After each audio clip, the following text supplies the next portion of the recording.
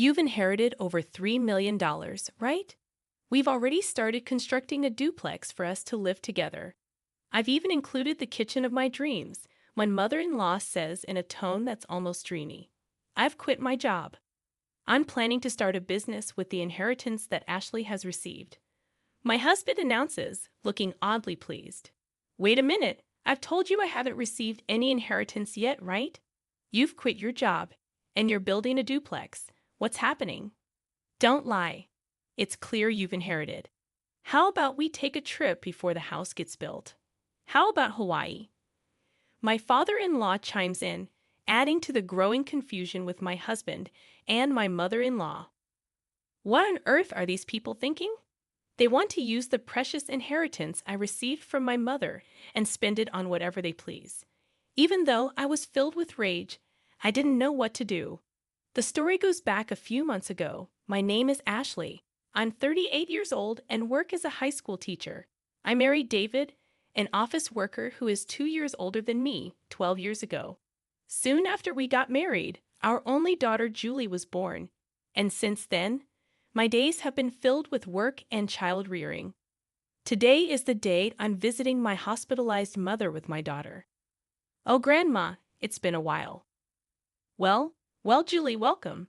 My mother lies in her bed, lovingly stroking Julie's hair. Her hand is noticeably thinner, and her complexion looks poor. Next to my mother's bed stands a middle-aged man wearing glasses and a suit. As I nod towards him, he returns the nod and leaves the room. Mom, who is that man? Just an acquaintance. Don't worry about it. More importantly, Ashley, are you still doing well? And David, is he well?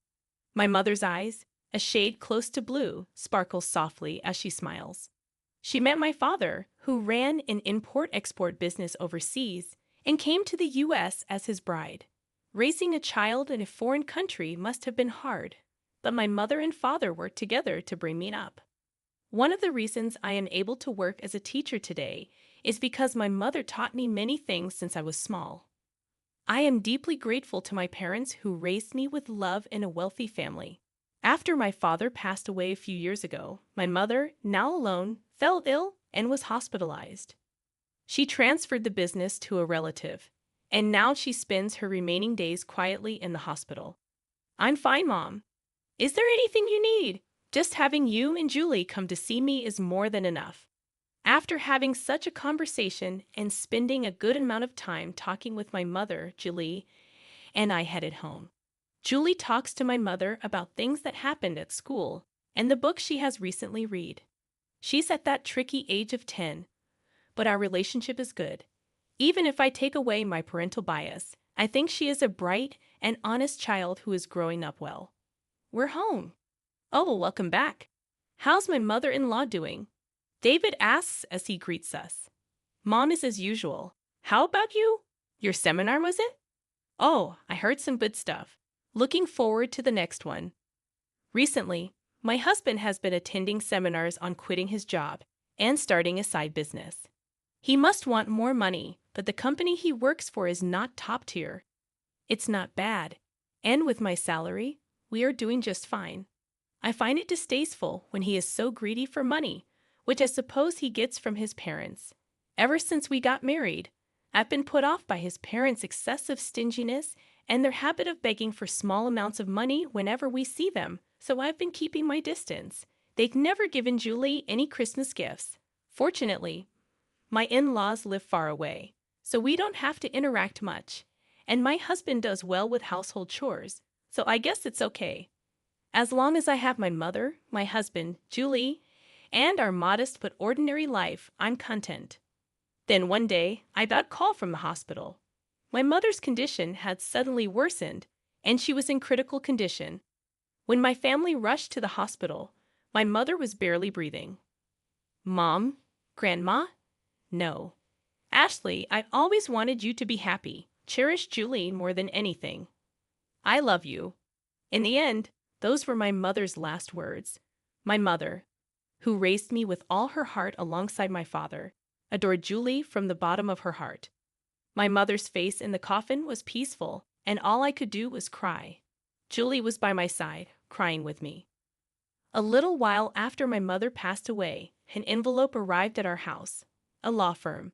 Ashley was perplexed as she opened the envelope from an unfamiliar sender. Inside was a document stating, "I have been entrusted with your mother's will, which leaves all of her inheritance to you." Ashley and her mother had never discussed the subject of inheritance before, so she was taken aback. However, since the letter had indeed arrived, she decided to visit the law firm on her own. "Hello, I'm the attorney Ed." The man who appeared was the middle-aged gentleman with glasses who had been present when she visited her mother in the hospital.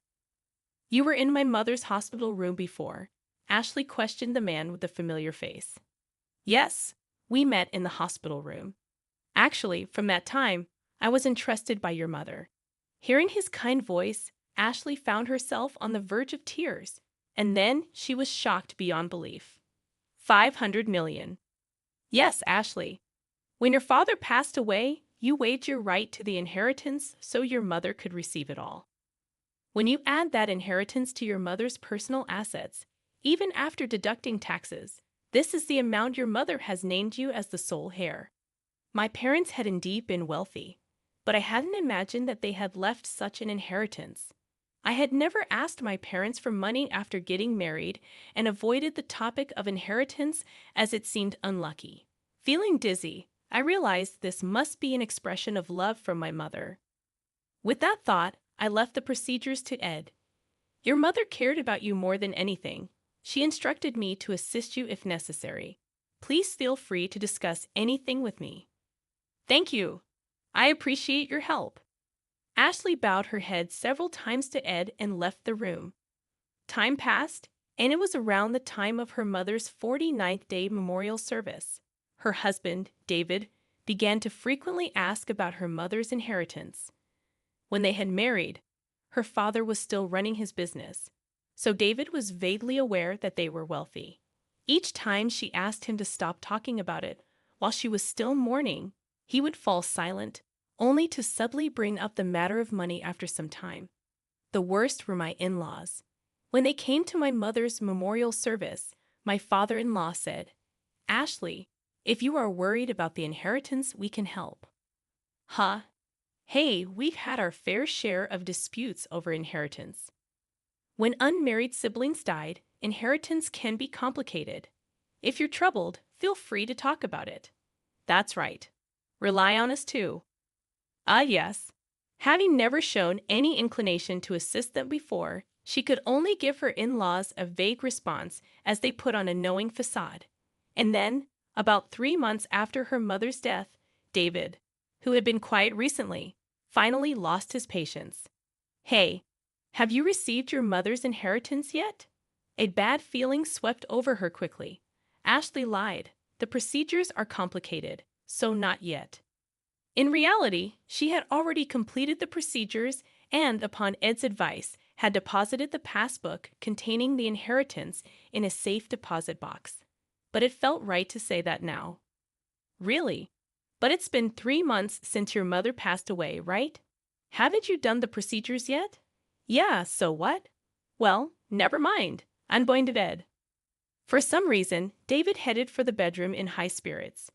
With the nagging unease in her chest, Ashley prepared for work the next day and then headed for bed. The next day, as Ashley and Julie were cleaning up after dinner, the doorbell rang.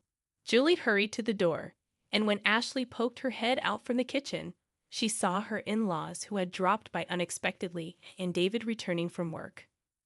"Why are my father-in-law and mother-in-law here?" "It's not a big deal, Julie. Go to your room." Julie glanced anxiously at us and headed to her room. "What's going on?" "Never mind that, Ashley. We have something to celebrate today." Ed, her father-in-law, was in high spirits as he opened their fridge and took out a beer. "Celebration. You inherited more than $300 million, didn't you? We've already started building a duplex house for us to live together. It even comes with a dreamlike modern kitchen." The one who spoke in the dreamy tone was her mother-in-law. "What? What are you talking about, Ashley?" "Be happy. We've decided to build a duplex house. We used half of our savings and the money that Mom and Dad have put aside for the down payment. The loan is under my name, but you can pay it all at once with your inheritance, right? Give back to the two of them. I quit my job. I decided to start a business using that inheritance you received. David, her husband, looked somehow satisfied as he said these words. Wait a minute. What are you talking about? I told you I haven't received the inheritance yet, didn't I? And what does quitting your job and a duplex house mean? Don't lie. It's clear you've inherited. How about we go on a trip before the house is built? How about Hawaii? Amidst the escalating chaos, David and her mother-in-law were getting excited, agreeing with what Ed said. Then David said, laughing scornfully, "You're stingy, Ashley. We've looked into it because you kept saying you hadn't received the inheritance. You can't renounce an inheritance if you don't process it within 3 months. Whether you lied or told the truth about not processing, you still have inherited, right? That is, considering the scale of my father-in-law's company, there must be more than 300 million. We'll be able to live comfortably thanks to them. Thank you, mother-in-law. Be sure to prepare the money for the duplex house as soon as possible, and my capital too." Seeing David speak like that made her dizzy. But what on earth are these people who want to use my precious inheritance that I received from my mother as they please and indulge in luxury? Although filled with intense anger and about to yell, she couldn't say a word, worried about Julie, who was in the other room. "I'm going outside for a bit." She called out to the three of them, but they didn't hear her, happily discussing how they would use the inheritance. She went out without even taking her wallet. The night wind was cool, and it was then that the tears came. She went to the hilltop park where she used to come with her mother and cried, holding back her voice. Her anger didn't subside. Feeling frustrated and worn out, her heart was exploited. Her emotions were a mess, but she couldn't just say she wanted a divorce. They still had their child, Julie. Her mother's words, "Take care of Julie above all else," came back to her, and tears spilled again. Suddenly, someone spoke to her. Surprised, she opened her eyes, and the person began to speak softly. 3 days later, she called her husband and in-laws to a restaurant with private rooms. "So you finally came back home after that day. Did you withdraw the money, Ashley? You shouldn't leave home without telling your husband." "Exactly." Ignoring the words of the three people, she took out a document. It was a divorce notice already filled out. "David, I want a divorce." "What? What are you saying?" Her husband looked panicked, and her in-laws looked at each other. "I can't go on with you anymore." "What are you saying?" David's face was turning red as he lashed out at her. "You're leaving us after receiving the inheritance. You changed because you got the money, you miser." "That's my words, Ashley." Snap back. "Ever since I inherited my mother's estate, you've been out of control. Quitting jobs to start a business, deciding to live with in-laws without even asking, taking out my savings to build a 2-family home, and then planning a trip to Hawaii. Who is the one who changed when the money came in? I can't possibly stay with such people." "Wait, you can't just divorce me like that." "That's right. Our savings after marriage are shared property. Half of the inheritance belongs to David, no matter what." "That's correct. If it comes to that, we will take 300 million with us." David and my in-laws were foaming at the mouth as they approached me. Just as I was about to respond, the door to the private room slid open. Dad, Grandpa, and Grandma should know better. The inheritance Mom received doesn't become shared property, right, Mr. Ed? There stood my daughter Julie and Attorney Ed. "Julie, and who are you?" "I'm Attorney Ed. Ashley's mother had entrusted me with this matter, and I've been advising Ashley." As Ed bowed, Dave seemed flustered. "That's all well and good, but wait.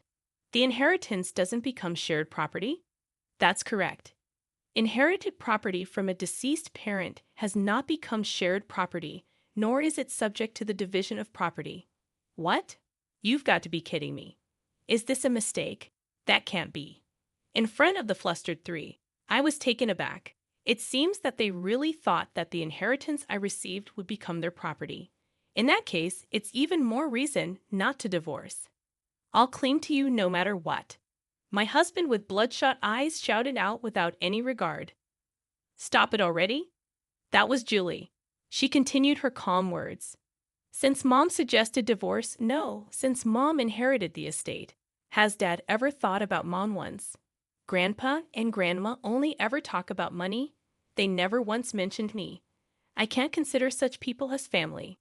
David and my in-laws were taken aback. The day I was crying about my inheritance, Julie was the one who spoke up. Julie came running after me, and she told me Dad, Grandpa, and Grandma are too much, trying to take Grandma's legacy for themselves. Mom, I'm on your side. Let's fight this together. With those words, I made up my mind, contacted Ed, and arranged this meeting. Julie, it's not like that. Dad wants you to be happy. That's right, Julie dear. You'd be happier living with us, wouldn't you? That's right. A child shouldn't interfere. My desperate husband and still assertive in-laws. Julie, with an exasperated look on her face, said, I'm going with Mom. I can't bear to be with you anymore. Julie said this and looked away. Anyway, we've made up our minds. Julie and I will be leaving. As I said this calmly, David got angry. Hey, I've never cheated, and you can't force a divorce. I'll hire a lawyer. We'll get that money one way or another. If that's the case, I will take care of it from here. Ed spoke quietly. The issue here is whether there are grave reasons for not continuing the marriage, quitting his job, using the household savings without permission, deciding to live together, and Julie is saying she can't bear it. There are various points we can argue. Moreover, your daughter recorded the sound of all of you begging for Ashley's inheritance. That should also serve as evidence. Damn it. David slumped, and my in-laws turned pale. After seeing that, Julie and I left the restaurant. A year later, thanks to Ed's efforts, my divorce with David was finalized. Julie and I moved into the house my mother had lived in, but there were several times when we received letters saying, I love you, come back, and David was seen loitering near Julie's school. So we asked Abe to apply for a restraining order. After that, it was quiet. According to the rumors, they actually did build a two-family home. My already retired in-laws had to work in a factory, and although David looked for work, he couldn't find any and is now doing manual labor. I heard from the neighbors that there were constant arguments in the new two-family house because of their troublesome fights. They became disliked by everyone in the neighborhood. Julie and I are still living peacefully, helping each other.